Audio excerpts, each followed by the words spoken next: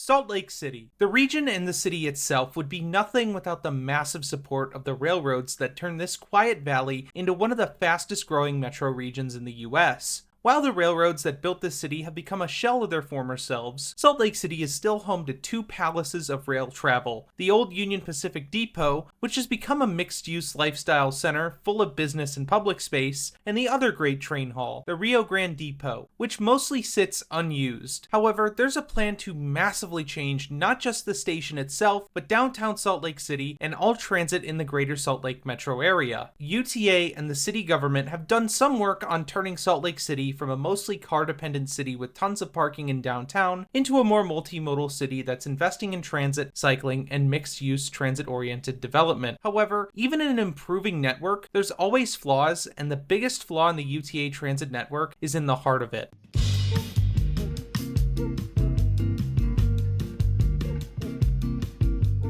Opening in 1999, Salt Lake Central is really considered the main hub of transportation in Salt Lake City. It serves Amtrak trains, intercity buses, Trax light rail, FrontRunner trains, and many bus routes that operate in the city. But just because the station services all these different modes, it doesn't mean that the station does this adequately. One of the first things you might notice about Salt Lake Central is its buildings, or lack thereof. Salt Lake Central lacks a serious structure on the facility outside of the bus hub portion of the station.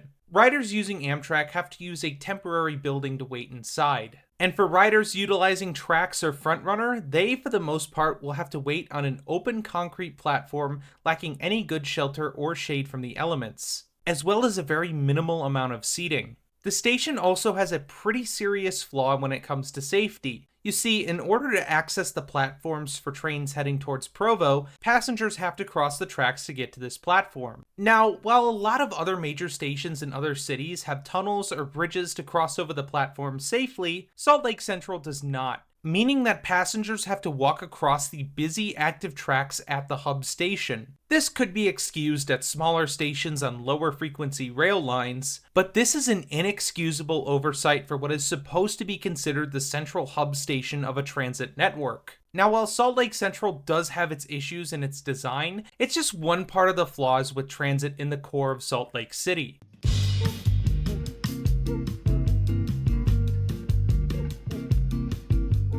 FrontRunner is one of the fastest ways for people to get across the greater Salt Lake area, and it really is the backbone of the growing UTA transit network, which is why dealing with its issues, especially at the core of the system, is so important to the transit network for the whole region. Because between 900 South and North Temple Street, the FrontRunner trackage has two issues that truly hold back operations on the corridor: grade crossings and an S-curve. Grade crossings, like you see with the vast majority of rail crossings, can be okay. However, this is in the very heart of your region's transit network. With many trains coming through this area, at-grade crossings not only force trains to operate at slower speeds, but also pose a massive safety risk for those crossing. This portion of the trackage is also used by slower, long freight trains, which can back up traffic on some of these crossings for long periods of time. This causes the issue of people trying to beat the trains at the crossing, or even worse. Having these at-grade crossings not only poses a safety issue, but also restricts track speeds and throughput of trains in the busiest section of track. But speaking of restricting speeds on the busy track, we have the S-curve. Between North Temple and Salt Lake Central, the route of the FrontRunner and paralleling freight tracks move in what's called an S-curve, which is called that for pretty obvious reasons. This curving of the track causes major slowdowns in operations for both passenger and freight trains right in one of the busiest sections of trackage in the whole region. While it's not a problem for safety compared to the at-grade crossings, the speed and throughput of trains would be significantly improved with the removal of the S-curve. Now, despite the issues with FrontRunner's right-of-way and the station itself, you'd assume that there would at least be a thriving neighborhood around Salt Lake Central due to its great transit access, right?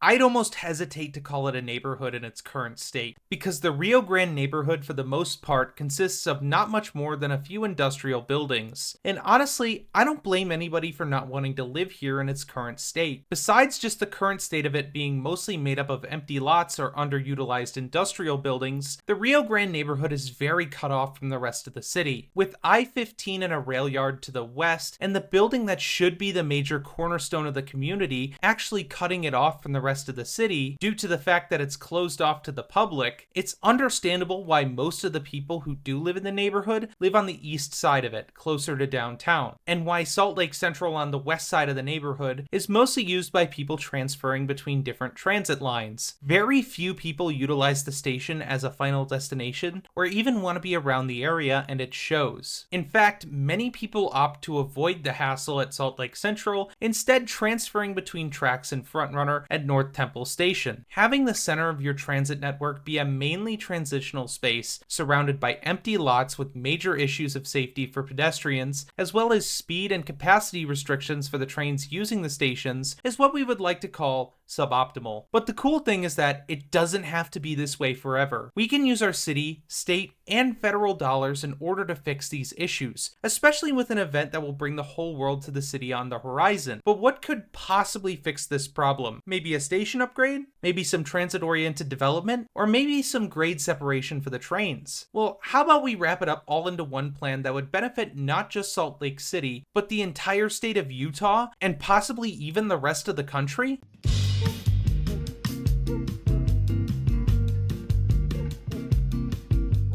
While the status quo has persisted in the station and neighborhoods to the west of downtown Salt Lake City, some citizens in the region got real tired of waiting around for something to happen and decided to take action and make their own plan on how to improve this underutilized station and neighborhood forgotten by the city. But what's their plan to do this? It is more than just a transportation project, but at its core, its goal is to take the railroad tracks on the west side of downtown. Those are Union Pacific, UTA, FrontRunner, and Amtrak tracks, and take them, move them to 500 West, which is the old historic corridor from the Rio Grande and Western Railway. Dig down 40 feet, put the railroad tracks in that trench, and then cover it. So essentially, as we like to say, it's putting the tracks underground. A lot of people like to say, oh, that's a subway. Well, kind of. Right? It's heavy rail, so freight, passenger trains, and commuter rail trains all going through on 500 West. And the reason why it's called the Rio Grande Plan is because along that 500 West corridor is the Rio Grande Depot, which is our 114-year-old train depot, which sits at the head of 300 South. It's a transportation project, but it's also a community project meant to break down barriers that have been there essentially since the railroad arrived in the city. The east and the west sides are cut off by both the railroad tracks and the freeway. And this is our view in trying to, right that wrong, if you will, in an attempt to take care of some sort of infrastructure project to help that divide and reduce that divide, but also increase the passenger experience, increase the amount of tracks through downtown. Right now there's 4. This would create 6 under that street. And then after all the rails have been pulled up, including an underused freight rail yard right in the center of the city, that would open 76 acres of land for redevelopment. And the way that we describe it is, it's not necessarily going to be all apartment blocks. It's going to be, restaurants, shops. It could even be, I like to tell people, it could be a 76-acre park if we wanted it to be. But, that's not going to help pay back the infrastructure project of it. Additionally, it will take down viaducts that go over the railroads because, well, you won't need to anymore. So it's a project that does so much, which is why it's so hard for people to wrap their heads around it, because it does so much. But additionally, what people don't understand is it is a citizen-created and run plan. This is not brought in by any government agency. None of us are getting paid to do this. We're all doing this because we care about our community. The Rio Grande Plan is without a doubt an incredibly ambitious plan. From the creation of a train box that would completely separate the faster FrontRunner trains from pedestrians, bikes, and cars at street level, to the revival of one of the most iconic buildings in the city, to the revival of an entire neighborhood just west of downtown, the Rio Grande Plan is a massive and ambitious project that would take time, effort, and money to do. But is it worth doing so for Salt Lake City? We in the US designate a vast majority of our infrastructure spending to roads and highways. It's one of the reasons statements like "just one more lane" resonate so deeply with us. The attachment our government agencies in the US have to car infrastructure is incredibly deep. However, that doesn't mean that we can't change that. With an estimated cost of around $4 billion, the Rio Grande Plan would cost around the same as many highway expansions or interchange reconfiguration projects around the country. However, the impacts of this project would be infinitely more beneficial to everyone than any highway or roadway project ever could. The Rio Grande Plan would provide a massive improvement to riders taking Amtrak, Trax Light Rail, buses, and especially FrontRunner trains into Salt Lake City. The improvement in operations would have massive positive impacts to riders who don't even use the station. We also cannot downplay the significant benefit this new community and landmark station would bring to the residents all around the region, adding more housing, businesses, and green space in an area that just has a total lack of it would be a massive boost for the residents and people passing through the neighborhood. The city would also see huge increases in tax revenue with the new taxpayers and businesses opening in the community. And while you might not live in Salt Lake City, the Wasatch Front, or even the state of Utah, the Rio Grande Plan could have far-reaching impacts on projects well outside the Wasatch Front. There's a pretty good chance you know about the Olympics. It's definitely not what it once was, but it's still very much a showcase for the host city. And while many cities don't get to claim the title of being one, Salt Lake City has the privilege of getting to host the Winter Olympics in 2034. But this isn't the first time the city has hosted the games, as back in 2002, Salt Lake City hosted the 2002 Winter Olympic Games.